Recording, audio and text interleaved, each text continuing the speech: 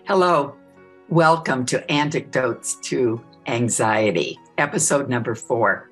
Guess what? Today we're going to talk about the dreaded phone. Yes, for some of you, making a phone call is so anxiety producing. I've learned that now. Depending on what generation you are in, you can text, you can send emails, you can be on social media, but heaven help you if you have to make a phone call. So in this moment, imagine yourself being required to make a phone call. And it's going to be to a stranger. So on a scale of 1 to 10, with 1 being low and 10 being high, what's your anxiety? Write that number down, please. Okay. Now, imagine that you are going to make a phone call to a friend. There was a TV show long ago, and one of the things that it said is, phone a friend. It was something you could do to get help. We all need to do that from time to time. So on a scale of 1 to 10, with 1 being low and 10 being high, what's your anxiety when you're asked to think about phoning a friend? Okay, last one.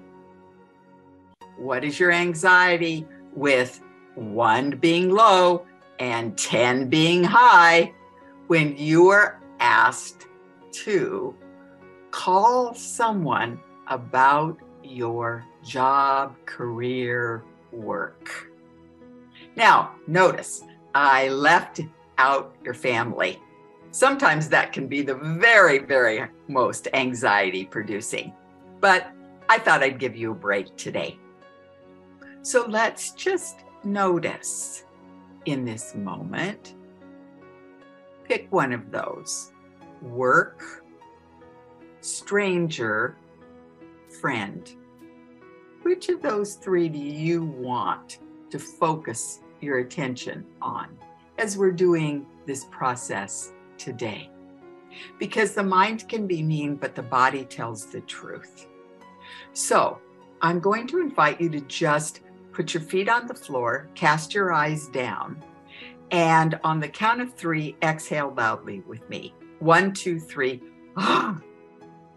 Now take a breath in through your nose, noticing the temperature of the air, please. Hold it. And then exhale, noticing the temperature of the air. And do that 2 more times, please, with your eyes closed or cast down.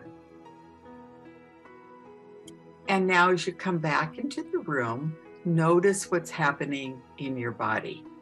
Sometimes, my friends, the only thing you need to do before you get ready to make a phone call is that cleansing breath. When I started speaking decades ago, one of the tools that I was given was this.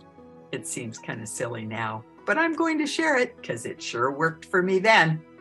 And that is to imagine everyone in the audience as you walk out on stage has no clothes.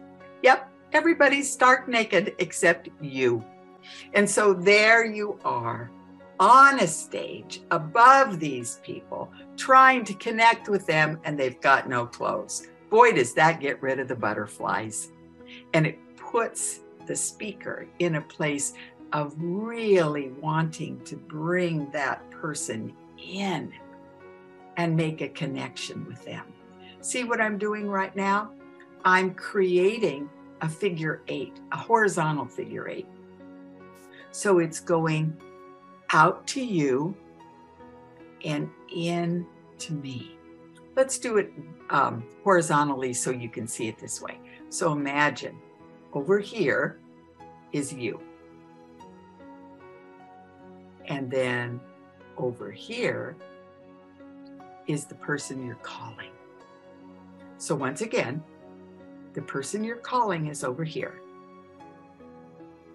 And they're in that loop.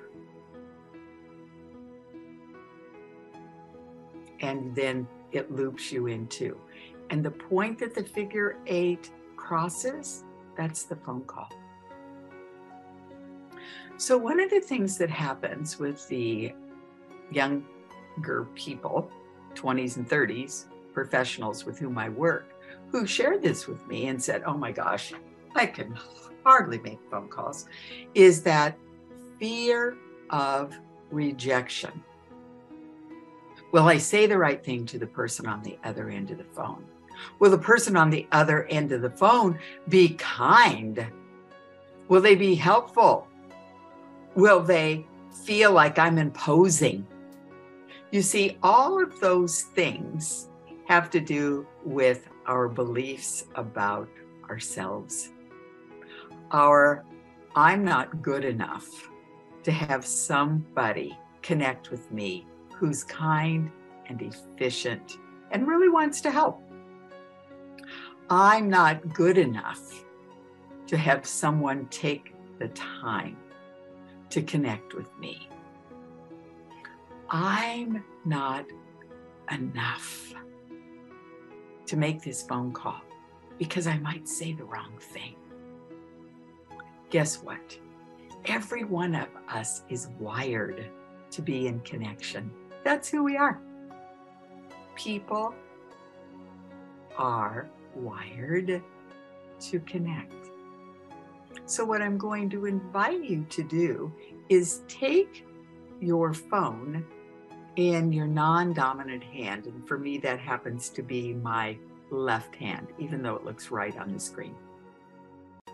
And then I'm going to invite you to notice the numbers that are on that keypad and think in terms of a person that has one of those letters of 2, 3, 4, 5, 6, 7, 8, 9.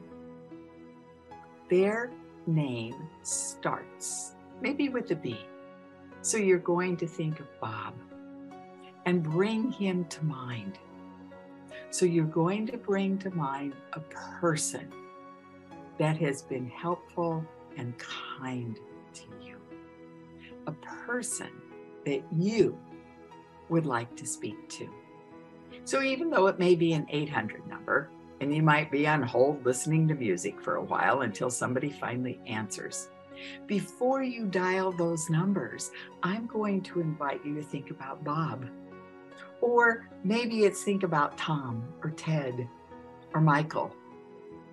See, whatever it is, bring someone to mind that you appreciate and you know appreciates you. Somebody that gets you. And some of you can say, Georgena, nobody in the world gets me. I'm all alone.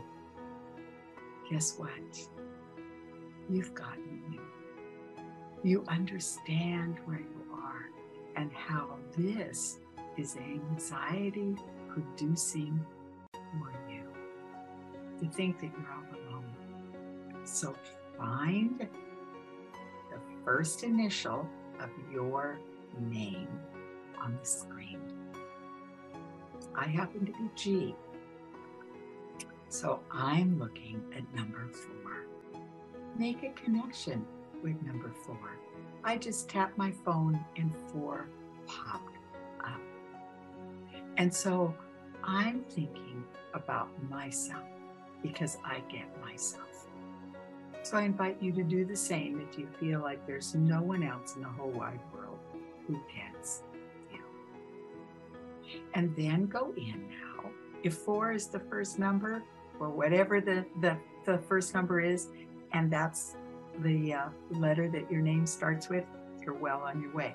If not, just hit the little X. The number goes away. And now I'm going to invite you to do what we did earlier, which is to exhale loudly, breathing in through your nose, type and touch the first 3 numbers. Now, exhaling out through your nose Breathing in through your nose, now noticing the temperature of the air. Type the next 3 numbers. And one more time, after you've exhaled, breathe in and type the last 4 numbers, and then hit the green telephone button. And you've made your call. And now allow yourself to be gotten, to be connected to a person on the other end. It may be a friend, a perfect stranger who's very good at their job and can answer your questions. Or perhaps it is someone that has to do with your work or your job. We all need to make these connections day in and day out. So I'm very curious in this moment. Who did you choose? For what category? Friend, stranger, or someone to do with work? Type it in the comment section below. And then type what your anxiety was before we started these strategies. And then type what you're experiencing now as you see and imagine and feel yourself making that call to a stranger, a friend, or someone associated with your career, your job, work. I'm Georgena Grace, and what I know is life is a do-it-to-yourself project. I learned that from a guy called Dennis Waitley years and years ago. And so when I keep myself in a state of anxiety and fear about making a phone call, I have some choices. I can imagine the person on the other end naked. I can first begin with thinking about someone who's a friend. I can think about myself and then make that phone call. Because what I know is the longer we drag this out, the more we drain our energy, the harder it is. So if life is a do-it-to-yourself project, as we say here in Portland, Oregon, with a Nike swish, just do it. Thanks. Let me know how this supported you. I'll be eager to learn from you, because we're all in this together. Bye for now.